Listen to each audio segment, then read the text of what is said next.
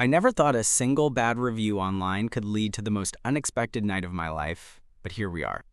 So picture this. It's late Thursday afternoon, and I'm stuck in that weird limbo between work and weekend.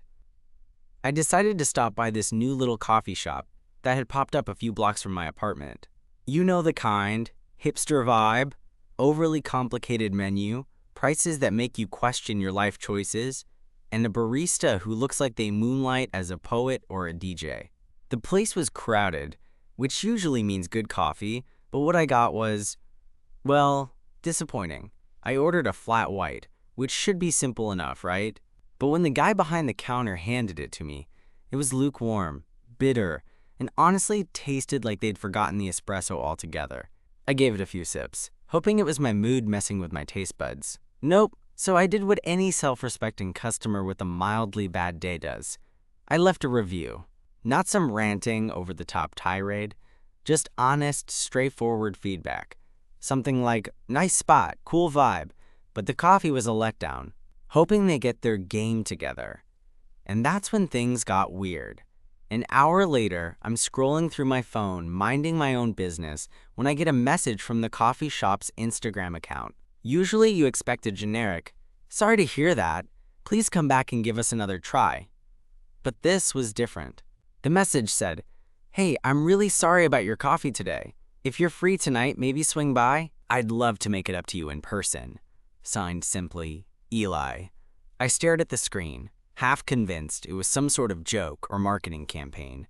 I almost ignored it. But something about the tone felt genuine, like this wasn't just a scripted reply. So curiosity got the better of me. I told myself, what the hell, it's just coffee. Worst case, I get another bad drink. When I showed up that evening, the place was quieter, with soft jazz playing in the background. Eli was there behind the counter again, but this time he seemed different, more relaxed, maybe even a little nervous.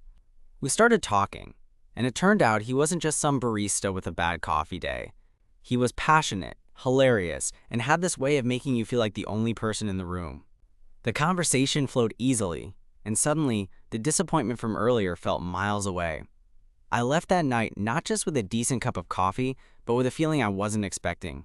Something like a spark, or maybe the start of a story I never saw coming. And honestly, that's when everything changed.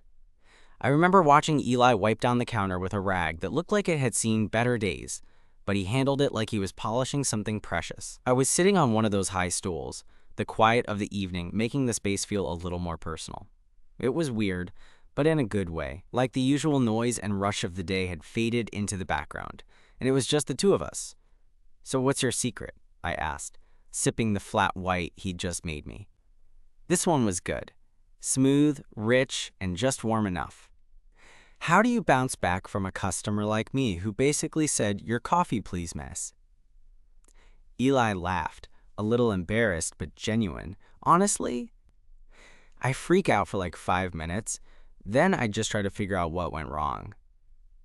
Like today, I think I pulled the shot too long, and the milk probably wasn't steamed right.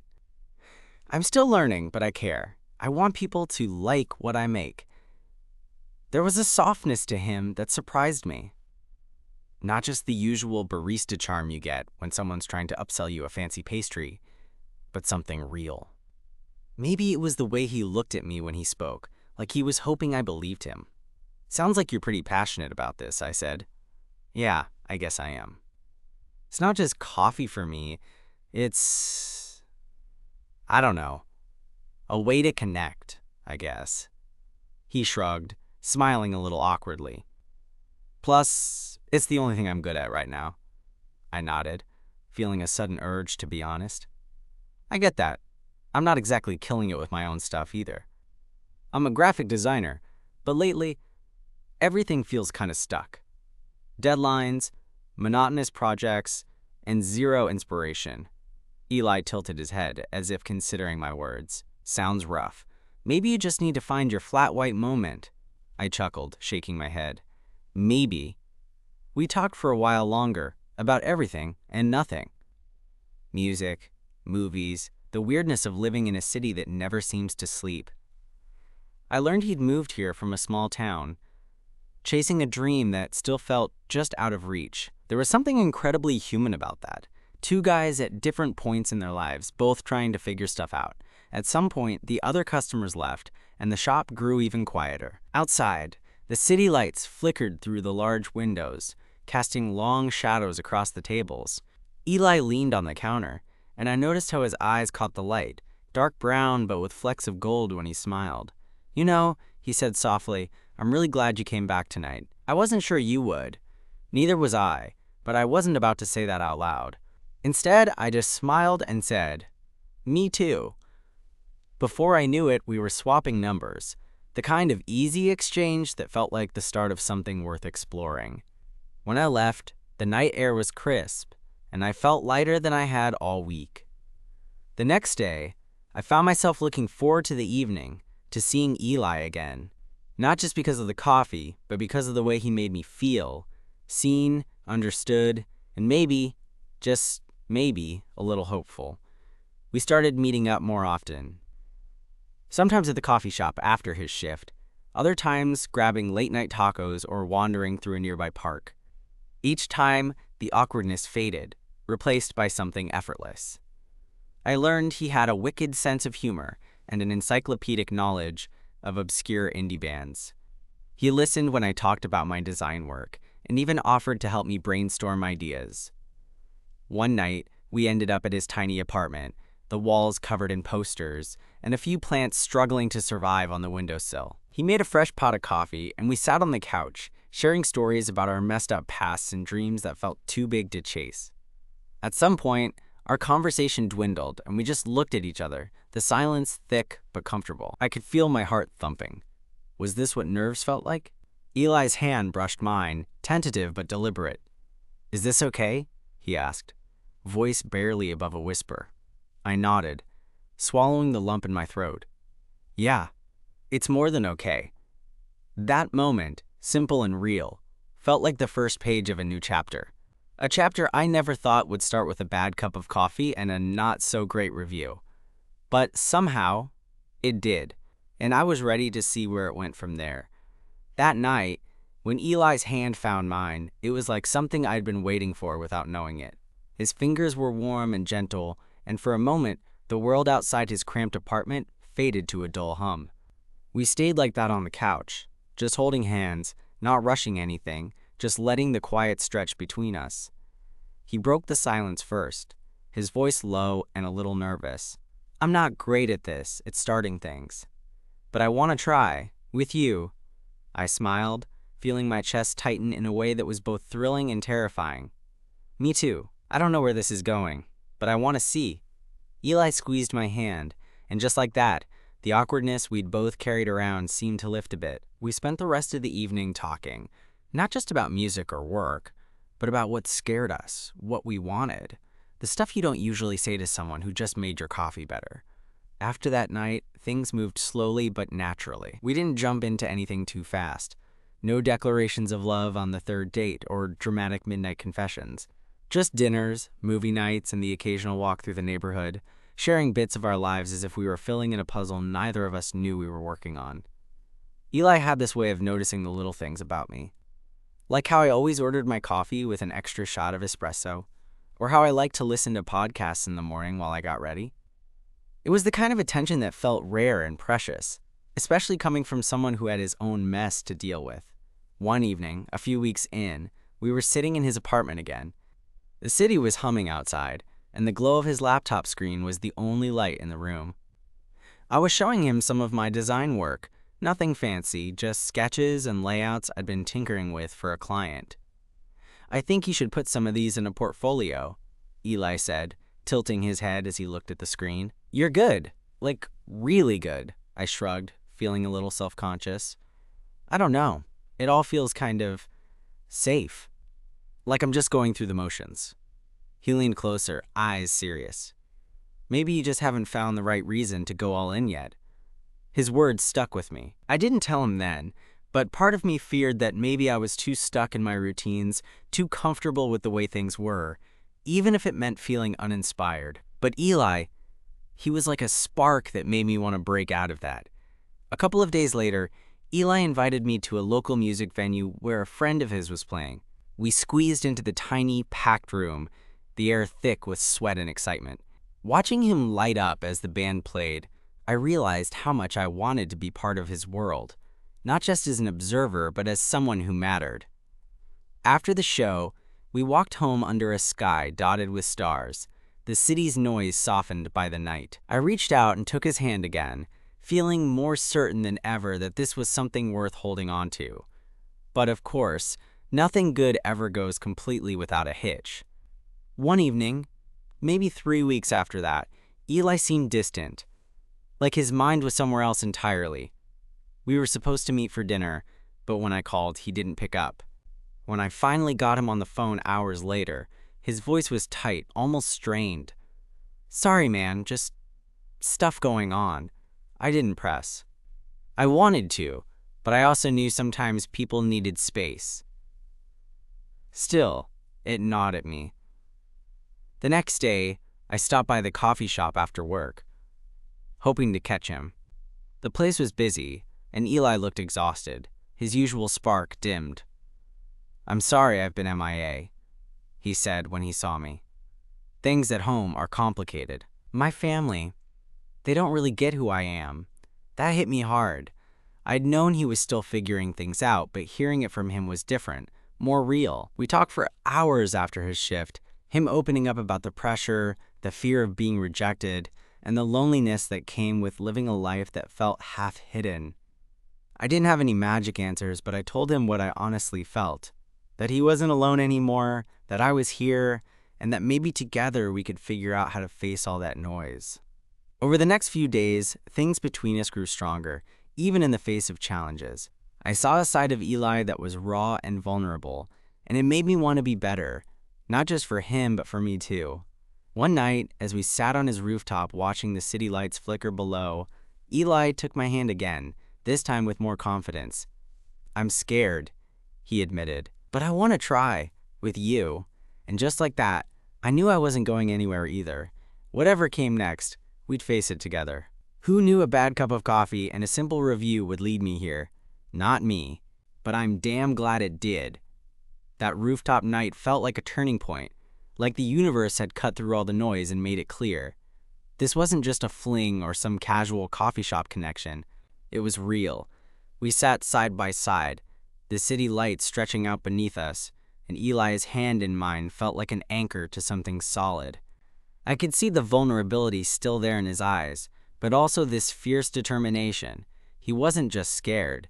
He was ready to fight. "Want to hear something dumb?" Eli asked after a while, breaking the silence. "Always," I said, grinning. "When I first saw your review, I thought, great, some guy just hates me and my coffee. I almost didn't want to message you. I figured you'd just yell at me or something." I laughed. "Yeah, I can be a bit blunt." He smiled that shy grin that had me hooked from the start. "But then I read your words, how you hoped we'd get our act together. And it wasn't hateful. It was honest. I liked that. It made me want to fix it, and maybe fix the part of me that's always second-guessing." I squeezed his hand. "You don't have to fix yourself for me. You're enough as you are." He looked at me then, really looked, and I swear I saw something shift inside him. The following weeks were a mix of highs and lows, the kind of messy, beautiful chaos that makes relationships feel alive. We had our share of awkward first kisses in public places, like the time he almost tripped over a street sign trying to lean in, and deeper conversations over late-night takeout about what we both wanted from life. Eli opened up more about his family, the tension, the unspoken expectations, the fear of disappointing them. I shared my own struggles with feeling stuck, with not knowing if my work mattered beyond the screen. One Friday night, we went for a walk through the neighborhood. The air was chilly but clear, and the city smelled like rain and exhaust fumes, mixed with something faintly sweet from a bakery down the block. We ended up sitting on a bench in a little park, watching a few kids play under the streetlights. "You ever think about just leaving?" I asked him quietly. "Sometimes," he admitted. "But then I think about what I'd be leaving behind, too. Not just the bad stuff, but the people I care about. Like you." That caught me off guard. "Me?" He nodded, his voice earnest. "Yeah." I didn't expect this to happen. Us. But it did, and I don't want to lose it. I reached for his hand again, feeling this warmth spread through my chest that made everything else seem less important. I'm not going anywhere either. Things started to get serious after that. Not in a cliché Instagram announcement kind of way, but in the little moments that build a foundation. Like Eli showing up at my apartment with a terrible attempt at homemade pasta because he wanted to cook for me. Or me surprising him with tickets to a small art exhibit he'd mentioned wanting to see.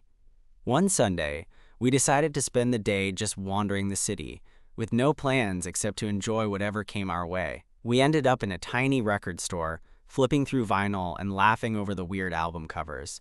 Eli found an old jazz record and put it on the turntable, the warm crackle filling the space. We sat cross-legged on the floor, sharing stories and stealing glances at each other. "Life's funny, huh?" Eli said after a while. "How so?" "I mean, I walk into a coffee shop one afternoon, screw up your order, you leave that review, and now here we are. I'd never have guessed." I smiled, feeling the same. Neither would I. But just when it felt like we were settling into something good, life threw a curveball. Eli got a call one evening from his mom. It was brief, but after he hung up, his face was pale. "What's wrong?" I asked, pulling him onto the couch. "It's my dad," he said quietly. "He's sick. Really sick." That news hit like a punch to the gut. I could see the fight drain out of him, replaced by this heavy exhaustion. Suddenly, the worries about his family felt immediate and real, not just some distant tension.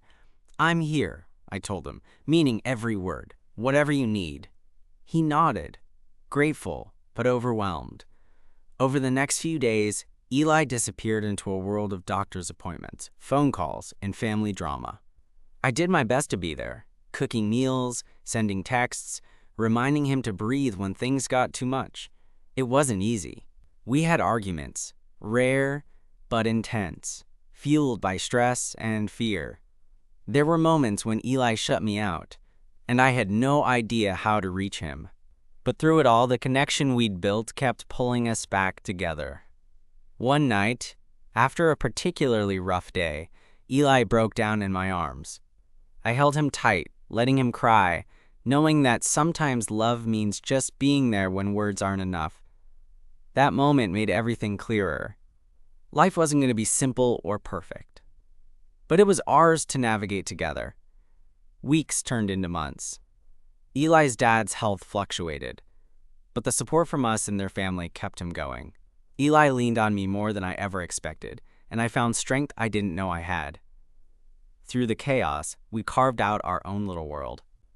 A world where bad coffee led to good conversations, where honest reviews led to real connections, and where two people unsure of their futures found something worth fighting for. Sometimes, love doesn't start with fireworks.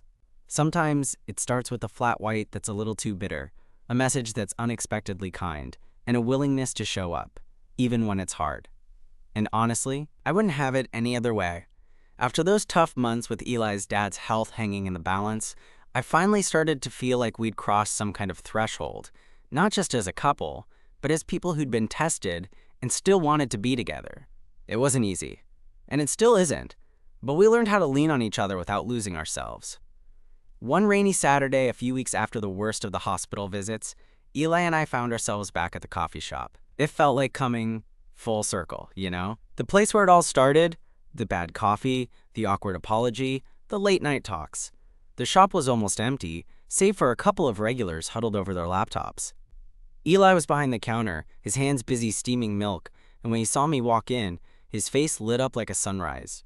"Hey," he called softly. "Hey," I said, sliding onto one of the stools. He handed me a cup without asking. "This one's on the house," he said with a grin. "I perfected the recipe." I took a sip, and sure enough, it was perfect, just the right balance of bold and smooth. But it wasn't just the coffee that warmed me, it was everything else. The way Eli looked at me, the quiet pride in his eyes, the comfort of knowing we'd come through something hard and still found each other. We spent the afternoon talking about little things, the kind of stuff you only share when you feel safe. Plans for the future, things we wanted to try, places we wanted to visit. Eli surprised me by admitting he'd been thinking about going back to school for something related to coffee. maybe roasting or brewing. I could tell he was nervous about it, but honestly, I thought it was amazing. You should do it, I told him. You got the passion and the smarts. Plus, I'll be your #1 fan. He laughed that easy, genuine laugh that still makes my heart skip. Thanks. That means a lot. That night, as we walked home under umbrellas, Eli reached for my hand, fingers intertwining like they'd always belonged there. I realized how much I'd come to crave that simple touch, that connection. A few days later, I found myself nervously waiting outside his apartment, holding a small bouquet of wildflowers I'd picked up from a street vendor. Nothing fancy, but I wanted to surprise him. When he opened the door, his eyes widened in surprise, then softened. "For me?" he asked, taking the flowers carefully. "Yeah, just because," I said, feeling my cheeks flush. He pulled me inside and kissed me gently. "You're such a dork," I laughed. Guilty. As the weeks went on, our relationship settled into this comfortable rhythm. We weren't trying to rush anything. No pressure, no expectations. Just two guys figuring out what it meant to care for someone else. But life, of course, isn't just a steady march forward. One afternoon, Eli got a call that shook us both. "It's my mom," he said quietly after hanging up. "She wants to meet you." I blinked, surprised. "Really? That's unexpected." He smiled, a little nervous but hopeful. "Yeah, I think she wants to get to know the guy who's been making her kids smile again."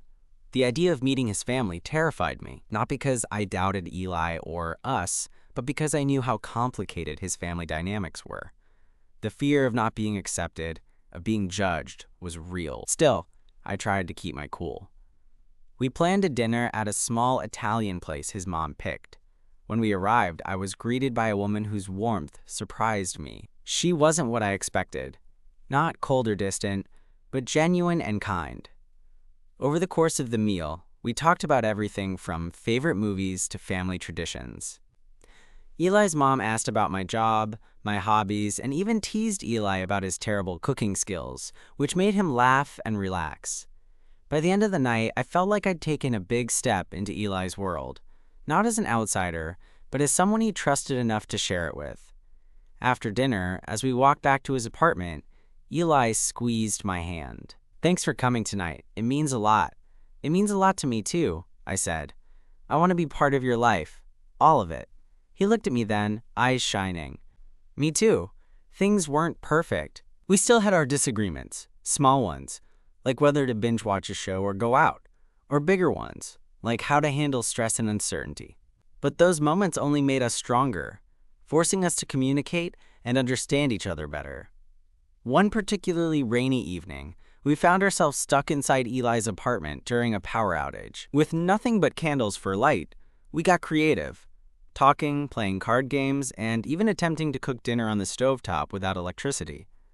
At one point, Eli looked at me and said, "You know, I never thought I'd be this happy." "Why not?" I asked.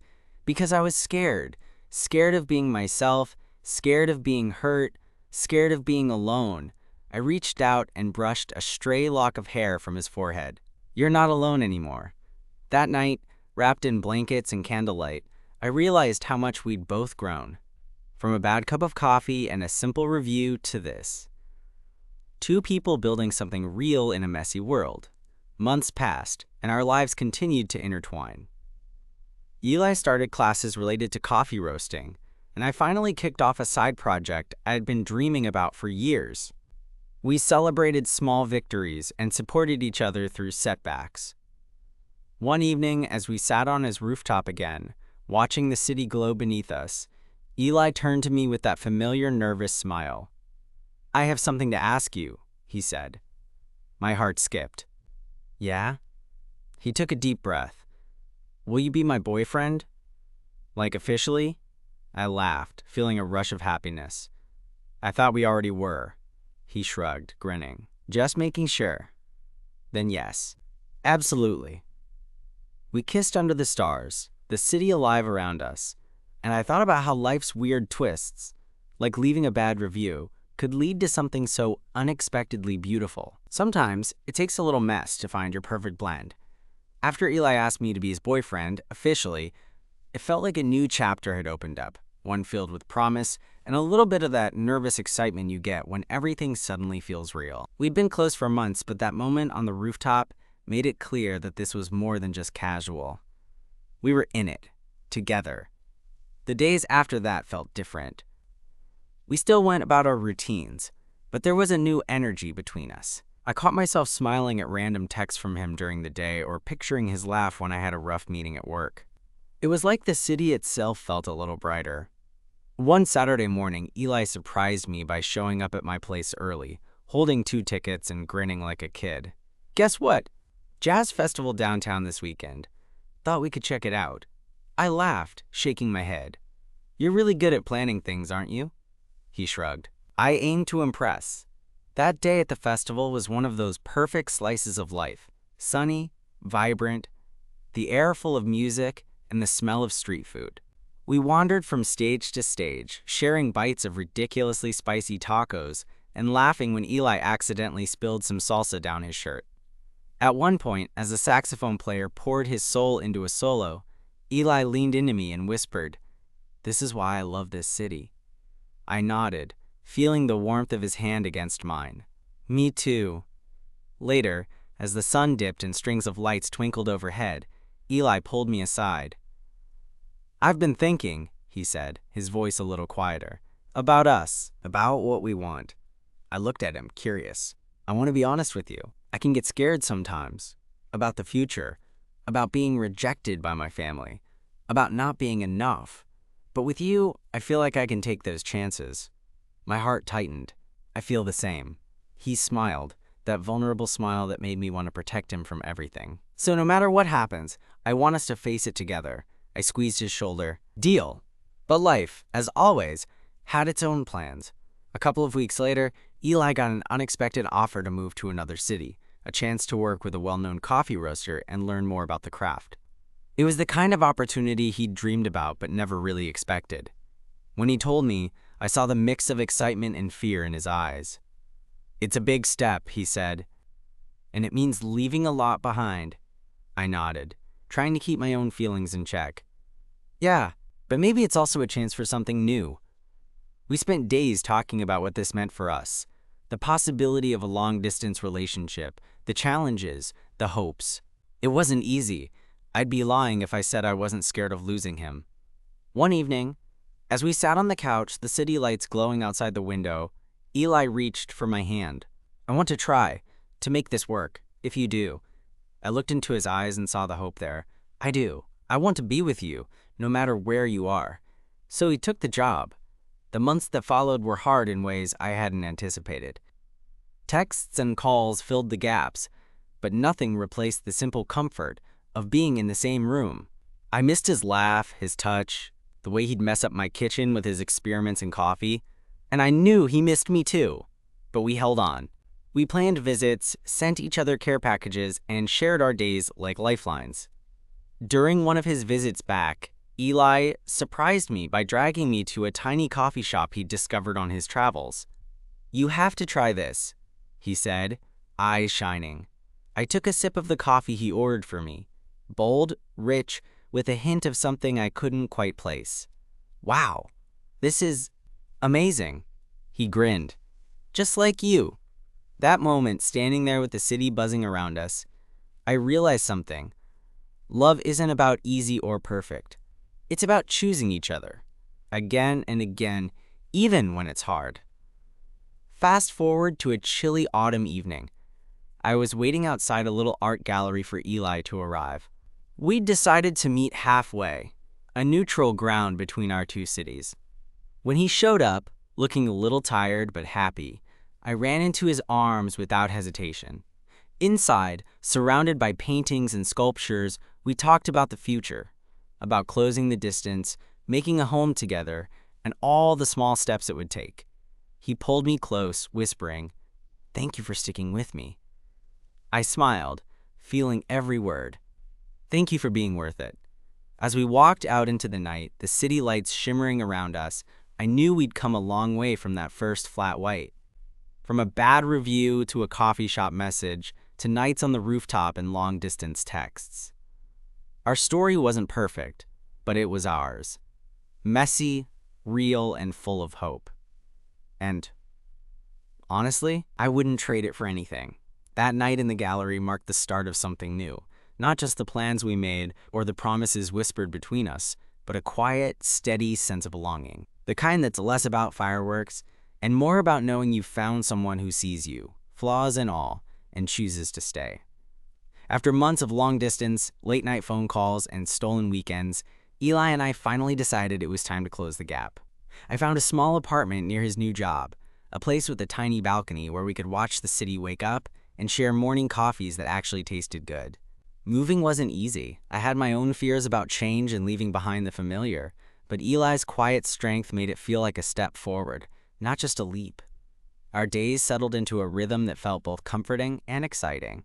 Mornings spent brewing coffee together, afternoons wandering the neighborhood, and evenings filled with laughter and conversations that stretched long into the night. It wasn't perfect. There were still disagreements and moments when life's pressures crept in, but we faced them as a team, learning and growing along the way. One evening, as we sat on that balcony watching the sunset paint the sky in shades of orange and pink, Eli reached for my hand. It was the same gentle touch that had brought us together all those months ago, only now it held a quiet certainty. "I'm glad you left that review," he said softly, eyes fixed on the horizon. I smiled, squeezing his hand. "Me too. Sometimes the worst cup of coffee leads to the best things." He turned to look at me then, his expression warm and open. "You changed my life, more than just the coffee." I felt a lump in my throat, a mix of gratitude and something deeper. Love? Maybe, though it felt too big a word for the moment. "And you changed mine." We stayed like that for a while, quiet but connected, two imperfect people who had found something real in the middle of all the noise. Looking back, it's funny how a simple bad review led to this. Life has a way of surprising you, throwing unexpected moments your way that, if you're lucky, turn into something beautiful. Eli showed me that kindness, honesty, and a willingness to show up, even when it's messy, can change everything. So yeah, I left a bad review. But what came after? That was the best decision I ever made.